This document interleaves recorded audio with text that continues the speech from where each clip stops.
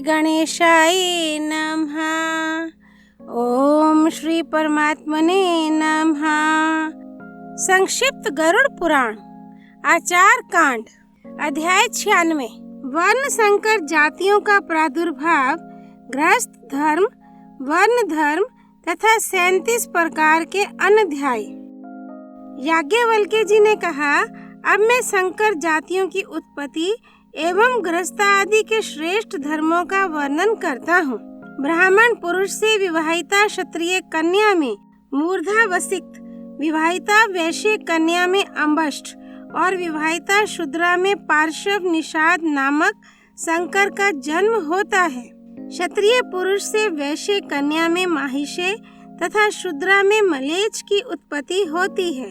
वैश्य पुरुष से शूद्र वर्णा स्त्री में कर्ण नामक संकर जाति की संतान का जन्म होता है। क्षत्रिय पुरुष से ब्राह्मण स्त्री में सूत, वैश्य पुरुष में ब्राह्मणी में वैदेहिक तथा शूद्र पुरुष से ब्राह्मणी में सर्ववर्ण निंदनीय चांडाल की उत्पत्ति होती है। क्षत्रिय स्त्री में वैश्य से मागध और शूद्र से क्षता नामक संकर संतान का जन्म होता है।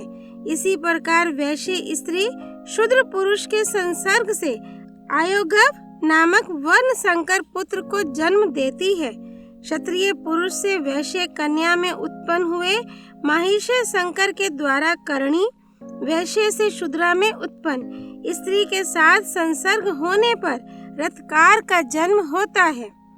जो उच्च वर्णीय पुरुष से निम्न वर्णा स्त्री में संतान उत्पन्न होती है, वे अप्रतिलोमज अथवा अनुलोमज संतान है। और जो निम्न वर्गीय पुरुष से उच्च वर्णा स्त्री में संतान जन्म ग्रहण करती है, वह प्रतिलोमज संतान है। प्रतिलोमज असत है और अनुलोमज सत है। जाति का उत्कर्ष 7वें, 5वें अथवा 6ठे जन्म में होता है। यहाँ जाति शब्द से अभिवर्णित मूर्धा वसिक्त आदि जातियां ली गई हैं। प्रकृति में संक्षेप से यह समझना चाहिए, ब्राह्मण से शूद्रा में उत्पन्न संतान निषाद कही जाती है। ये संतान यदि कन्या है तो इसे निषादी कहा जाता है। इसका यदि ब्राह्मण से विवाह हो और उससे उत्पन्न कन्या का पुनः ब्राह्मण से विवाह हो, आगे उससे भी उत्पन्न कन्या का पुनः ब्राह्मण से ही विवाह हो, इसी क्रम से उत्पन्न छठी कन्या से विवाहित ब्राह्मण के द्वारा उत्पादित 7वीं संतान शुद्ध ब्राह्मण वर्ण की होगी। ऐसे ही ब्राह्मण से वैश्य जातीय कन्या में उत्पन्न अंबष्ठ जाति की 5वीं कन्या की छठी संतान शुद्ध ब्राह्मण होगी। मूर्धावसिकता कन्या की भी इसी क्रम से उत्पन्न चौथी कन्या की 5वीं संतान शुद्ध ब्राह्मण ही होगी। ठीक यही स्थिति उग्र और माहिष्य की है। ये दोनों उग्र एवं माहिष्य जाति की कन्याएं यदि क्षत्रिय से ही विवाहित होती गईं, तो इनकी छठी और 5वीं संतति शुद्ध क्षत्रिय ही होगी। ऐसे ही कर्ण जाति की कन्या वैश्य वर्ण के पुरुष से विवाहित होकर यथाक्रम 5वें संतान को शुद्ध वैश्य रूप में ही उत्पन्न करेगी।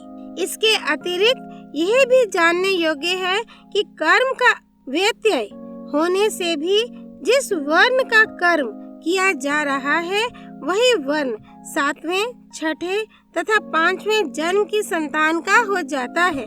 स्पष्ट रूप में इस प्रकार समझा जा सकता है।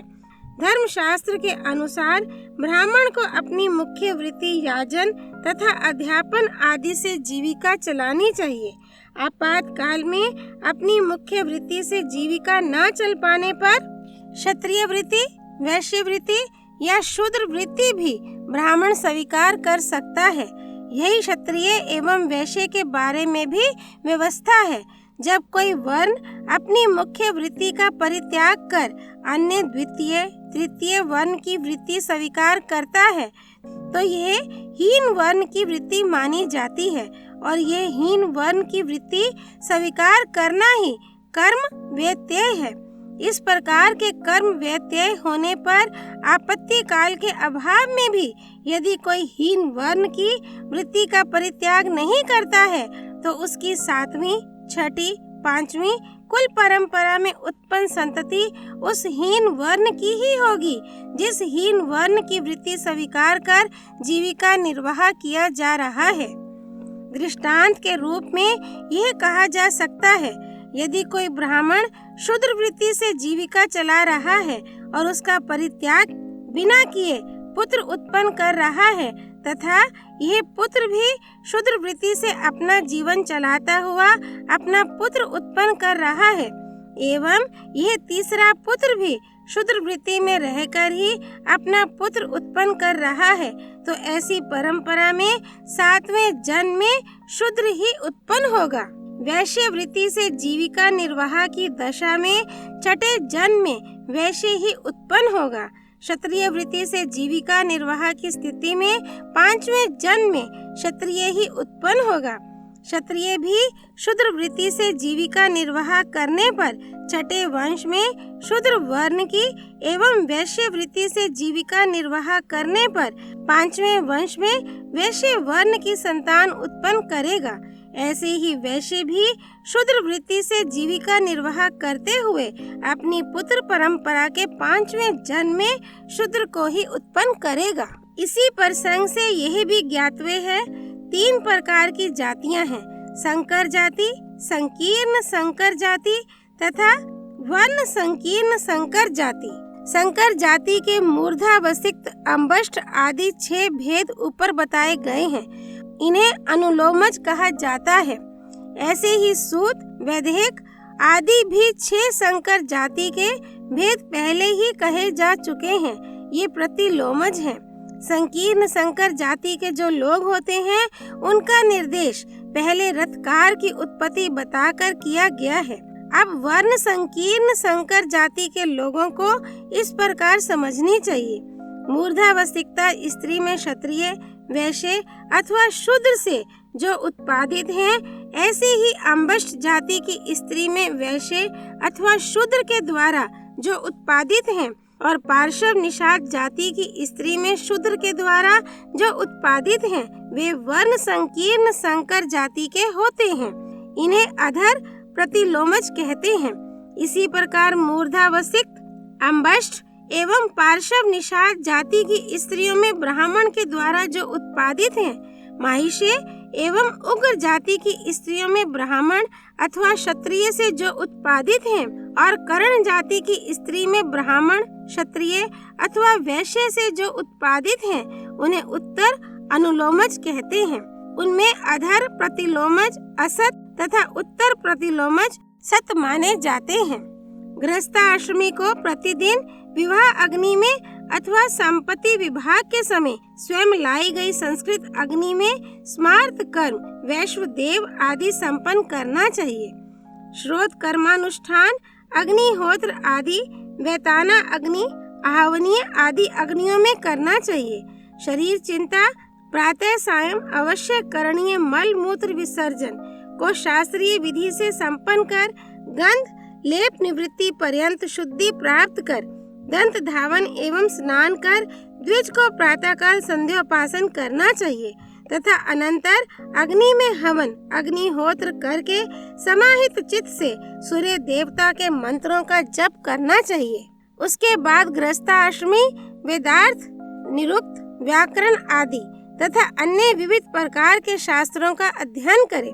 योग क्षेम आदि की सिद्धि के लिए उसको ईश्वर की उपासना करनी चाहिए। वह स्नान करके देवताओं और पितरों का तर्पण तथा पूजन करे।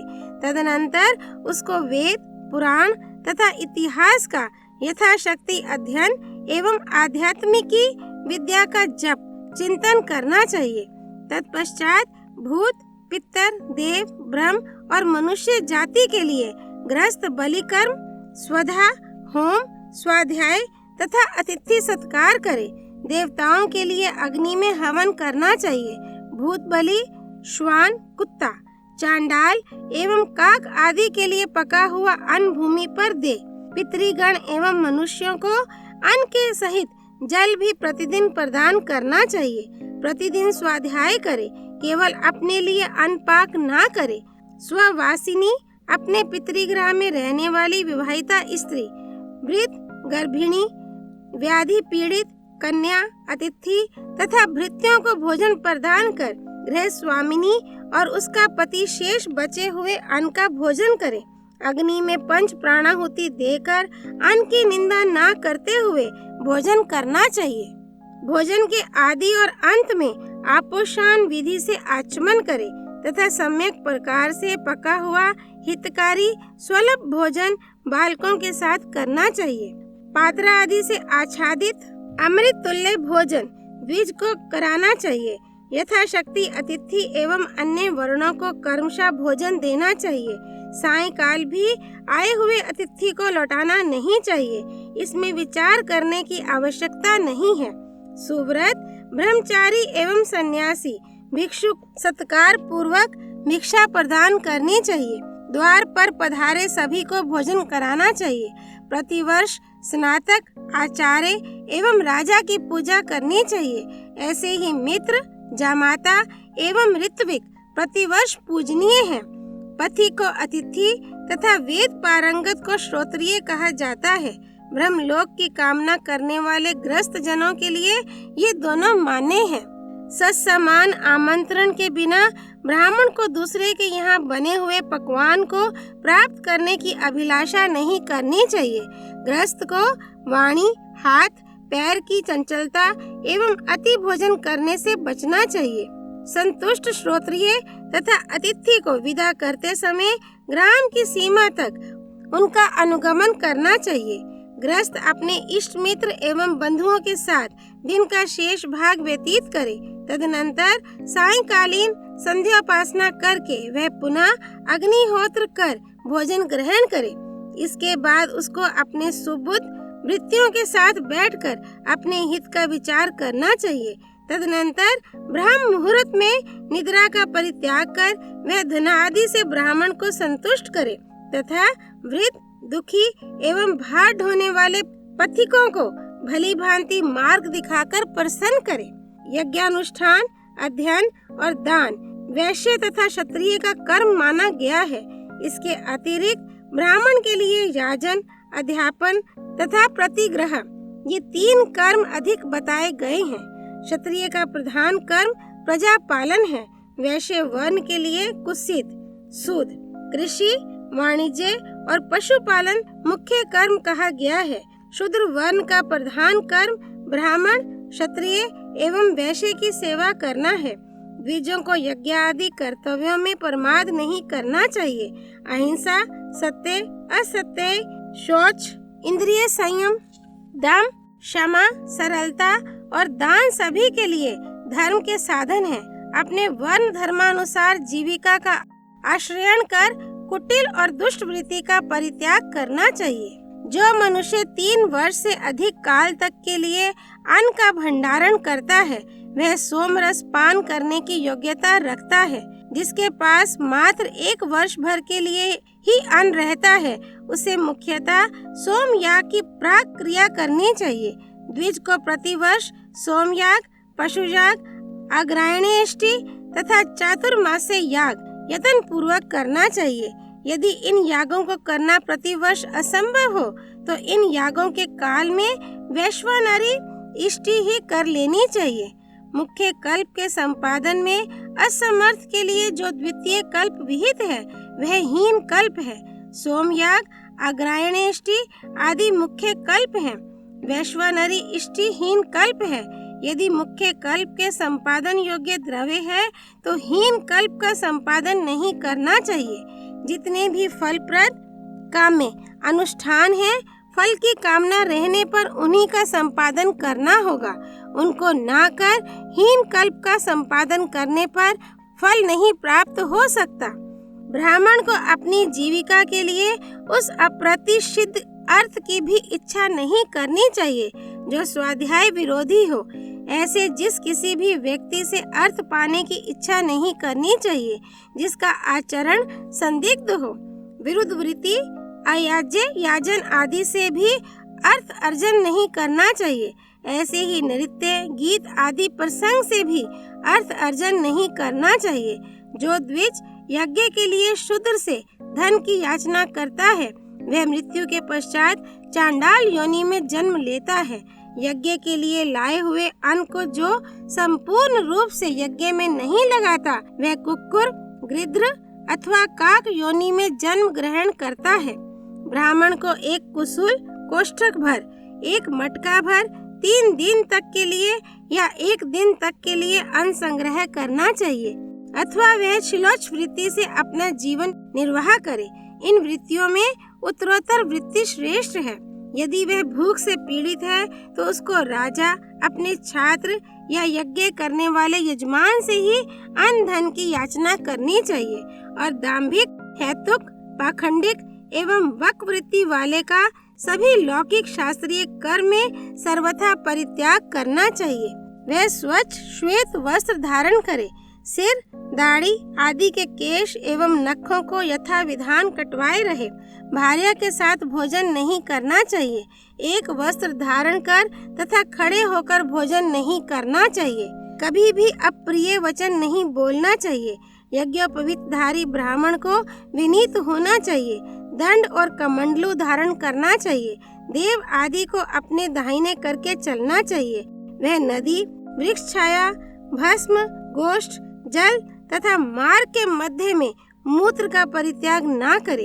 अग्नि, सूर्य, गौ, चंद्र, संध्या, जल, स्त्री और द्विजों के सम्मुख भी मूत्र का त्याग करना वर्जित है। वह अग्नि एवं उदय तथा अस्त हो रहे सूर्य का दर्शन ना करे। उसके लिए नग्न तथा मैथुनासक्त स्त्री, मूत्र और विष्ठा का दर्शन भी त्याज्य है। पश्चिम सिर करके नहीं सोना चाहिए। थूक, रक्त, विष्ठा, मूत्र और विष को जल में छोड़ना अनुचित है। आग पर पैरों को सेंकना तथा उसे लांघना निषिद्ध है। अंजलि द्वारा जल नहीं पीना चाहिए और निद्रा निमग्न व्यक्ति को जगाना नहीं चाहिए। धूर्त वंचक का साथ नहीं करना चाहिए। रोगी जनों के साथ शयन नहीं करना चाहिए। धर्म विरुद्ध कर्मों का परित्याग कर देना चाहिए। चिता अग्नि का धुआं तथा नदी में तैरना वर्जित है। केश पर, भस्म पर, भूसी पर, प्रज्वलित अग्नि के अंगारे पर और कपाल पर स्थित नहीं होना चाहिए।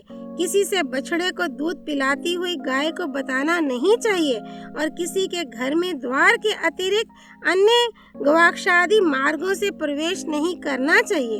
लोभी तथा शास्त्र विरुद्ध कर्म करने वाले राजा से प्रतिग्रह नहीं लेना चाहिए। वेद तथा धर्म शास्त्र आदि का अध्ययन करने वालों का उपकर्म संस्कार श्रवण नक्षत्र से युक्त श्रावणी पूर्णिमा को होना चाहिए। संस्कार विहित औषधियों सामग्रियों के उपलब्ध रहने पर यह कार्य श्रावण मास की हस्त नक्षत्र से युक्त पंचमी तिथि में भी संपन्न हो सकता है। पौष मास के रोहिणी नक्षत्र में अथवा अष्टका के दिन ग्राम से बाहर जलाशय के पास वेदों का उत्सर्ग कर्म गृह सूत्र के अनुसार करना चाहिए। शिष्य, ऋत्विक, गुरु तथा बंधु बांधवों की मृत्यु होने पर 3 दिन का अनध्याय उपाकर्म तथा उत्सर्ग कर्म करने पर होता है। ऐसे ही अपनी शाखा के श्रोत्रिय ब्राह्मण की मृत्यु होने पर 3 दिन का अनध्याय होता है। संध्या के समय मेघ गर्जन होने पर, आकाश में उत्पात की ध्वनि होने पर, भूकंप होने पर तथा उल्कापात होने पर अनध्याय रखना चाहिए। वेद और आरण्यक का अध्ययन पूर्ण होने पर 1 दिन एवं 1 रात्रि अहोरात्र का अनध्याय होता है। अष्टमी, चतुर्दशी, अमावस्या, पूर्णिमा, चंद्र सूर्य ग्रहण, ऋतु संधि की प्रतिपद में तथा श्राद्ध भोजन अथवा श्राद्ध का प्रतिग्रह लेने पर 1 दिन और 1 रात्रि अहोरात्र का अनध्याय काल मानना चाहिए। पशु, मेंढक, नेवला, कुत्ता, सर्प, बिडाल और सुअर के बीच में आने पर तथा शक्र ध्वज के अवरोपण का दिन आने पर एवं उत्सव का दिन होने पर भी 1 ही दिन रात्रि का अनध्याय काल होता है। कुत्ता, सियार, गर्दभ, उल्लुक, सामवेद तथा बच्चों के कोलाहल और पीड़ित जनों की दुख भरी ध्वनि होने पर, अपवित्र वस्तु, शव, शूद्र, अंत्यज, शमशान और पतित व्यक्ति का सामीप्य होने पर तत्काल अनध्याय होता है। अपवित्र देश में अपवित्र अवस्था में बार बार बिजली चमकने पर, दोपहर तक बार बार मेघ गर्जन होने पर, भोजन करने के बाद हाथ गीला रहने पर, जल के मध्य में, अर्धरात्रि में तथा मध्य के दोपहर में और आंधी तूफान के बीच भी उतने काल तक अध्ययन नहीं होना चाहिए। दिगदहा होने पर, उत्पात जैसी धूलि की वर्षा होने पर, संध्याकालीन कोहरा होने पर अथवा चोर, राजा आदि के कारण होने वाले उपद्रवों के समय में तत्काल अनध्याय होता है। स्वयं दौड़ते हुए अपवित्र मदिरा आदि का गंध आने पर तथा शिष्ट व्यक्ति के घर आ जाने पर अध्ययन करना वर्जित है। गधा, ऊंट, वाहन, रथ, हाथी, घोड़ा, नौका, वृक्ष और पर्वतारोहण का काल अनध्याय का ही काल होता है। उपयुक्त 37 अनध्यायों को तात्कालिक अनध्याय माना गया है, अर्थात ये निमित्त जिस समय हो उस समय अनध्याय समझना चाहिए। देवता की मूर्ति, ऋत्विक, स्नातक, आचार्य एवं राजा की छाया, पर स्त्री की छाया, रक्त, विष्ठा, मूत्र, थूक और उपटन की सामग्री का अतिक्रमण नहीं करना चाहिए। बहुश्रुत ब्राह्मण, सर्प, क्षत्रिय, नृपति की अवमानना कदापि ना करे, ऐसे ही अपनी भी अवमानना ना करे। उच्चिष्ट, जूठन, विष्ठा, मूत्र और चरण प्रक्षालित जल दूर से ही त्यागने योग्य हैं। श्रुति और स्मृति में कहे गए सदाचार का पालन करना चाहिए। किसी के गोपनीय रहस्य को प्रकाशित कर उसे कष्ट नहीं पहुंचाना चाहिए। किसी की निंदा या ताड़ना नहीं करनी चाहिए, किंतु पुत्र अथवा शिष्य को दंड देना चाहिए। मनुष्य को सर्वदा धर्म का ही आचरण करना चाहिए। धर्म विरुद्ध आचरण उसके लिए त्याज्य है। गृहस्थ व्यक्ति को माता पिता, अतिथि और धनी पुरुष के साथ विवाद नहीं करना चाहिए। दूसरे के सरोवर में से 5 पिंड मिट्टी बिना निकाले उसमें स्नान नहीं करना चाहिए। नदी, झरना, देव सरोवर और पोखर, तालाब में स्नान करना चाहिए। दूसरे की शैया पर शयन नहीं करना चाहिए। अनाप्ति काल में प्राण भोजन नहीं करना चाहिए। कृपण, बंदी, चोर, अग्निहोत्र ना करने वाले ब्राह्मण, बांस का काम करने वाले, न्यायालय में जिसका दोष सिद्ध हो चुका है, सूदखोर, वेश्या, सामूहिक दीक्षा देने वाला, चिकित्सक, रोगी, क्रोधी, नपुंसक, रंग मंच से जीविका चलाने वाला, उग्र, निर्दय, पतित, व्रात्य, दंभी, उच्चिष्ट भोजी, शस्त्र विक्रेता, स्त्री के वश में रहने वाला, ग्राम में याजक, ग्राम के देवताओं की शांति के लिए अनुष्ठान करने वाला, निर्दयी राजा, धोबी, कृतघ्न, कसाई, चुगलखोर, झूठ बोलने वाला, सोम विक्रेता, वंदी तथा स्वर्णकार, इनका अन्न कदापि नहीं खाना चाहिए। बाल तथा कृमि, कीड़े आदि से युक्त भोजन एवं मांस नहीं खाना चाहिए। बासी, उच्छिष्ट, शुक्त, पका हुआ वह अन्न जो अधिक काल बीतने के कारण विकृत हो गया है, कुत्ते द्वारा सपृष्ट, पतित द्वारा देखा हुआ, रजस्वला से सपृष्ट, संघुष्ट तथा प्रायान भोजन त्याज्य है।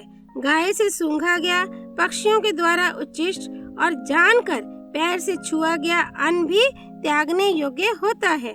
यद्यपि शूद्र का अन्न नहीं लेना चाहिए, तथापि जो शूद्र परंपरा से ही अपने यहाँ सेवक है, गो पालन करने वाला है, कुल परंपरा से ही जो मित्र के समान व्यवहार करने वाला है, परंपरा से अपने यहाँ हलवाई का काम करने वाला है, कुल परंपरा से जो निर्धारित नाई है, इनके अतिरिक्त वह शूद्र जिसने मन, वाणी, शरीर एवं कर्म से सर्वथा अपने को समर्पित कर रखा है, ऐसे शूद्रों का अन्न स्वीकार किया जा सकता है। घी आदि संयुक्त पदार्थों से युक्त अन्न यदि बासी है या बहुत काल से रखा हुआ है तो भी ग्रहण करने योग्य होता है, किंतु घृत या तेल आदि से सम्मिश्रित न होने पर भी गेहूं, जौ और गोर रस से तैयार किए गए पदार्थ यदि बहुत देर तक रखे गए हैं तब भी ग्रहण किए जा सकते हैं, यदि विकृत न हुए हों।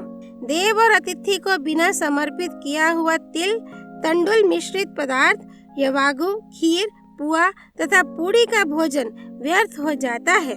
पलांडू, प्याज और लहसुन आदि उग्र पदार्थों का सेवन करने पर चांद्रायण व्रत करना चाहिए। जो पुरुष पशु हत्या करता है वह पशु के रोम परिमित काल तक घोर यातनाओं को सहन करते हुए नरक में वास करता है। अभोज्य पदार्थों का परित्याग करके अपनी सद्गति की भावना से प्रभु से क्षमा याचना और प्रार्थना करता हुआ व्यक्ति भगवान को प्राप्त करता है। अध्याय 96 संपूर्ण। तमेव माता च पिता तमेव, तमेव बन्धुश्च सखा तमेव, तमेव विद्या द्रविणं तमेव, तमेव सर्वं मम देव देव। श्री विष्णु नारायण भगवान की जय, भगवान रुद्र की जय, गरुड़ पुराण की जय। श्री हरि अर्पणमस्तु।